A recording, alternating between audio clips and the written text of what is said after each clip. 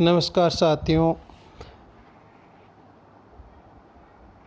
जयनारायण व्यास विश्वविद्यालय जोधपुर के बीए बाग प्रथम भूगोल विषय में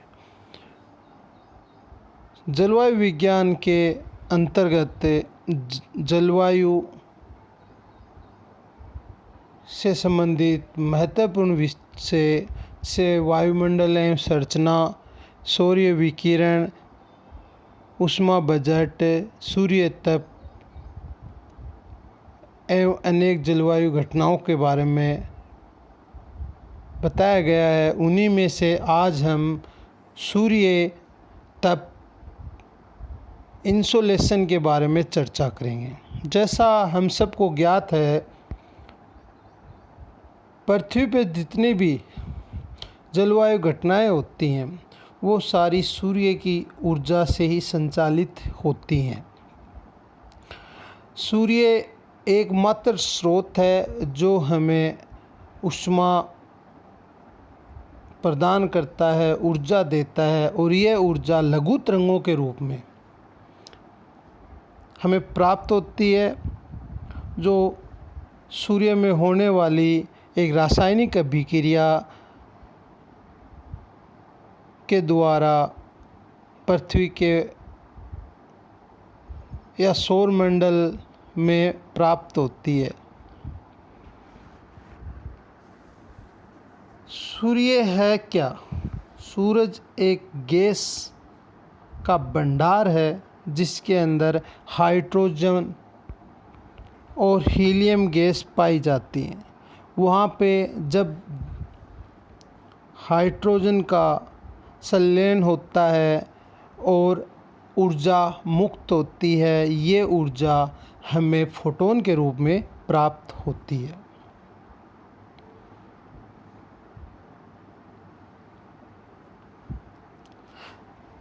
जैसा आपको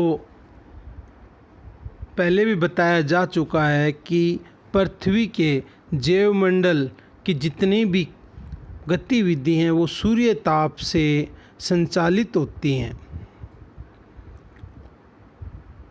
और सूर्य के कारण ही हमें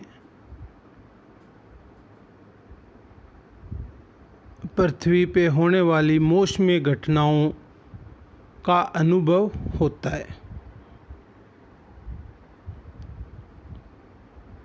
पृथ्वी पे जो सूर्य से ऊष्मा प्राप्त होती है और जो निष्कासित होती है उसमें एक संतुलन बना होता है, जिससे तापमान संतुलित रहता है। परंतु आजकल मानव के अत्यधिक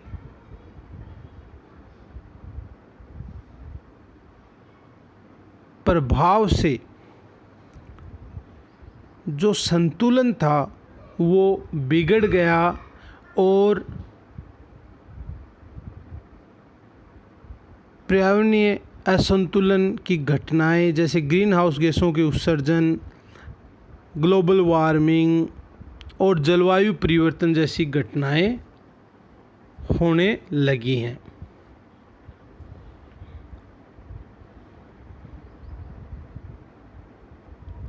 सौर विकिरण पृथ्वी पर जो सूर्य की ऊष्मा, सूर्य ताप प्राप्त होता है वो हमें शॉर्ट वेव के रूप में प्राप्त होता है, लघु तरंगों के रूप में प्राप्त होता है। और जो ये आने वाली सौर विकिरण है इसे ही हम सूर्य ताप इंसोलेशन कहते हैं। सूर्य की ऊर्जा का प्रधान स्रोत उसका आंतरिक भाग है, जहाँ पे नाभिकीय संलयन क्रिया के द्वारा ऊष्मा का जनन होता है, और यह सूर्य की बाहरी सतह फोटोस्फीयर से छोटे छोटे पैकेज के रूप में ऊर्जा निकलती है, जिसे फोटोन कहते हैं, और इसका प्रवाह विद्युत चुंबकीय तरंगों के रूप में होता रहता है। यानी पृथ्वी के ऊपर और अन्य ग्रहों को जो सौरमंडल में फोटोन के रूप में ऊष्मा प्राप्त होती है वो सूर्य के अंदर होने वाली नाभिकीय संलयन क्रिया के द्वारा होता है। यहाँ पे हाइड्रोजन के नाभिक संलयन की घटना से हीलियम का निर्माण होता है और ऊर्जा है वो फोटोन के रूप में उत्सर्जित होती है, जो लघु तरंगों के रूप में पृथ्वी के धरातल पे प्राप्त होती है। अब पृथ्वी पे जो ऊष्मा प्राप्त होती है, जो ऊर्जा प्राप्त होती है, उसका भी प्रत्येक स्थान पे एक जैसा आगमन नहीं होता। इसका कारण है पृथ्वी की आकृति है वो गोलाब आकृति है, जिससे सूर्य की किरणें हैं वो कहीं सीधी कहीं तिरछी पड़ती हैं। जहाँ सीधी पड़ती हैं वहाँ सूर्य ताप अधिक प्राप्त होता है और जहाँ अधिक वायुमंडल को पार करके पहुँचती हैं यानी तिरछी पड़ते हैं वहाँ सूर्य ताप कम प्राप्त होता है।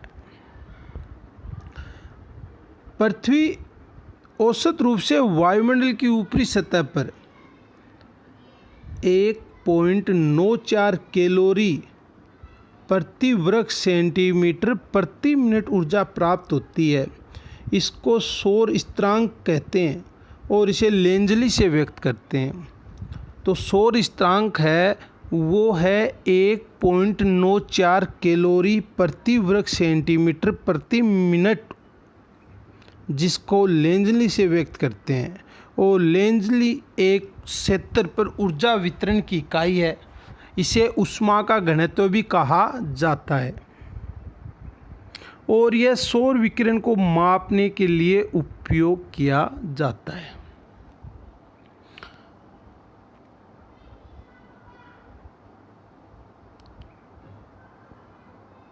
लेंजली है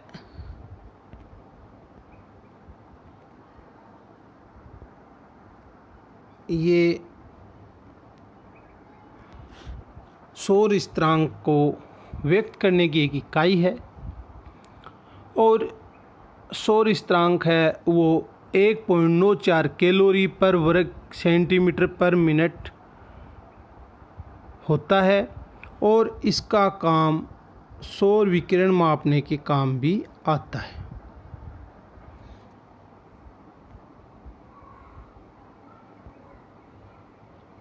अब जैसे हमने देखा कि सूर्य से जो ऊर्जा प्राप्त होती है ये फोटोन के रूप में प्राप्त होती है और पृथ्वी पे लघु तरंगों के रूप में आती है। इसी से पृथ्वी पे समस्त क्रियाएं होती हैं और ये जितनी आती है लघु तरंगों के रूप में और वो दीर्घ तरंगों के रूप में वापस अंतरिक्ष में चली जाती है।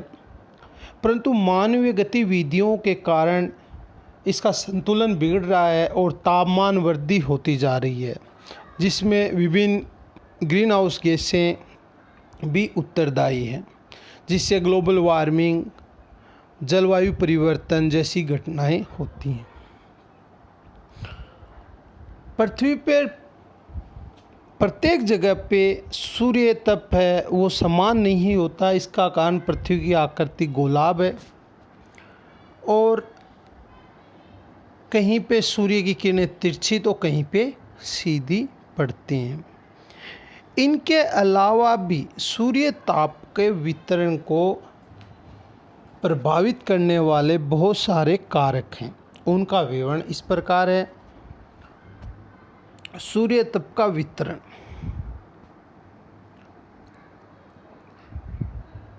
पृथ्वी की सतह पर प्रति इकाई क्षेत्र में प्राप्त होने वाली सौरिक विकिरण को सूर्य तप कहते हैं और इसमें समय और स्थान के अनुसार अंतर भी पाया जाता है। विषुवत रेखा की बजाय ध्रुवों पे कम सूर्य ताप प्राप्त होता है। वहीं अपसौर और उपसौर की स्थिति में भी सूर्य ताप की मात्रा में परिवर्तन होता है। सूर्य ताप की मात्रा प्रतिदिन मौसम के हिसाब से भी परिवर्तित होती है। मुख्य रूप से जो सूर्य ताप को प्रभावित करने वाले कारक हैं वो इस प्रकार हैं। पृथ्वी है उसका अपनी धुरी पे घूमना, सूर्य की किरणों का कोण और झुकाव, दिन की अवधि, वायुमंडल की पारदर्शिता, स्थल का विन्यास, पृथ्वी की सूर्य से दूरी और सौर कलंकों की संख्या, ये प्रमुख कारक हैं जो सूर्य तप को प्रभावित करते हैं। अपसौर और उपसौर। अपसौर पृथ्वी और सूर्य के बीच में अधिकतम दूरी और उपसौर है पृथ्वी और सूर्य के बीच में न्यूनतम दूरी। इस स्थिति में भी सूर्य तप है वो हमें कम और अधिक प्राप्त होता है।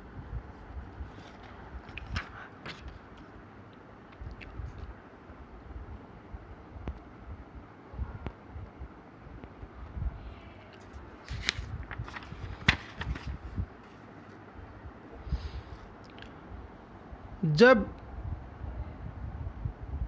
सूरज है वो पृथ्वी के नज़दीक होगा तो सूर्य विकिरण पृथ्वी पर अधिक प्राप्त होंगी और हमें अधिक सूर्य ताप प्राप्त होगा। ये स्थिति 3 जनवरी को आती है, परंतु 3 जनवरी को उत्तरी गोलार्ध में शीत ऋतु होने के कारण हमें सूर्य तप की अधिक मात्रा का एहसास नहीं होता। इसी प्रकार अपसौर की स्थिति जो जुलाई में आती है 4 जुलाई को, उस वक्त सूर्य पृथ्वी के काफ़ी दूर होता है, उसके बाद भी हमें अधिक ठंड का एहसास नहीं होता, क्योंकि जुलाई का महीना उत्तरी गोलार्ध में ग्रीष्म ऋतु में आता है।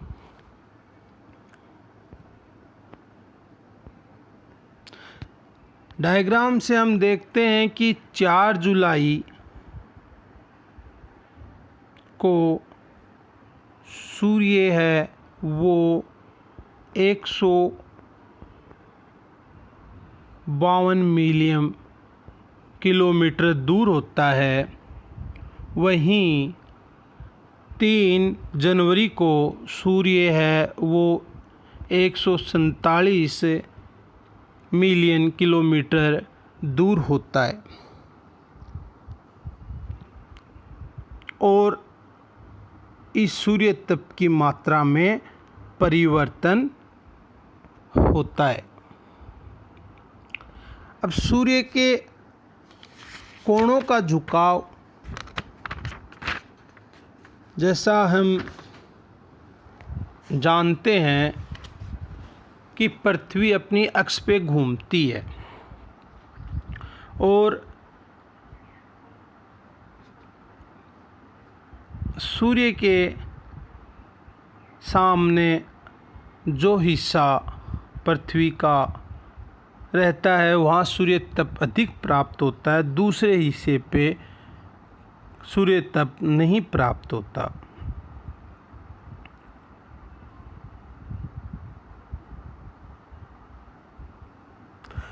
नत्ती कोण में सूर्य की किरणें ध्रुवों पे जब तक पहुंचती हैं तो उनका तिरछापन बढ़ जाता है और वायुमंडल द्वारा सूर्य तप को अधिक मात्रा में अवशोषित कर लिया जाता है। वहीं विषुवत रेखा पे जहाँ पे सूर्य तप अधिक प्राप्त होता है, क्योंकि वहाँ सूर्य किरणें हैं वो लंबवत पड़ती हैं।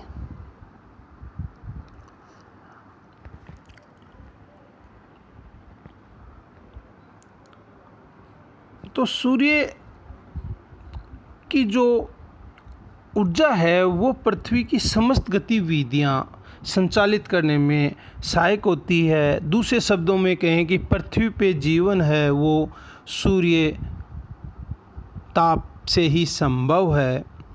जीवनदायी गैस ऑक्सीजन जो वायुमंडल में मिलती है और ऊर्जा है जो सूर्य की किरणों के रूप में प्राप्त होती है, यही दोनों पर्यावरण को जन्म देती हैं और जीवों को जन्म देती हैं।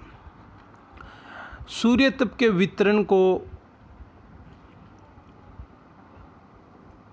और उसके प्रभावित करने वाले कारकों का विस्तार से वर्णन हम अगले वीडियो में करेंगे।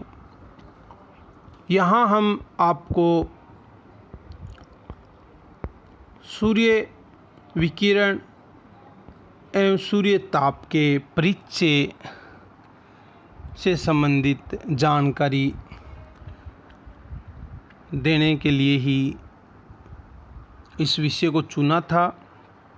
जैसा मैंने आपको पहले भी बता दिया कि सूर्य से जो ऊर्जा है वो नाभिकीय संलयन क्रिया द्वारा फोटोन के रूप में प्राप्त होती है, जो सूर्य के बाहरी सतह फोटोस्फीयर से लघु तरंगों के रूप में अंतरिक्ष में निकलती है और वो पृथ्वी पे पहुंचती है। पृथ्वी पे ये किरणें क्षेत्र विशेष पर अलग अलग प्रभाव डालती हैं, जहां सूर्य तप कहीं अधिक तो कहीं कम प्राप्त होता है और इसी के कारण पृथ्वी पे कहीं ठंड है तो कहीं गर्मी है। इसको प्रभावित करने वाले कारक हैं वो पृथ्वी की गोलाभ आकृति, सूर्य से दूरी, पृथ्वी के अपनी अक्ष पे झुका रहना, सौर कलंकों की स्थिति आदि हैं, जिसके कारण सूर्य तप का वितरण असमान है। आज के व्याख्यान में किसी प्रकार की समस्या हो तो आप मुझे कमेंट्स में पूछ सकते हैं या व्यक्तिगत भी संपर्क करके अपनी समस्या का समाधान कर सकते हैं। धन्यवाद साथियों।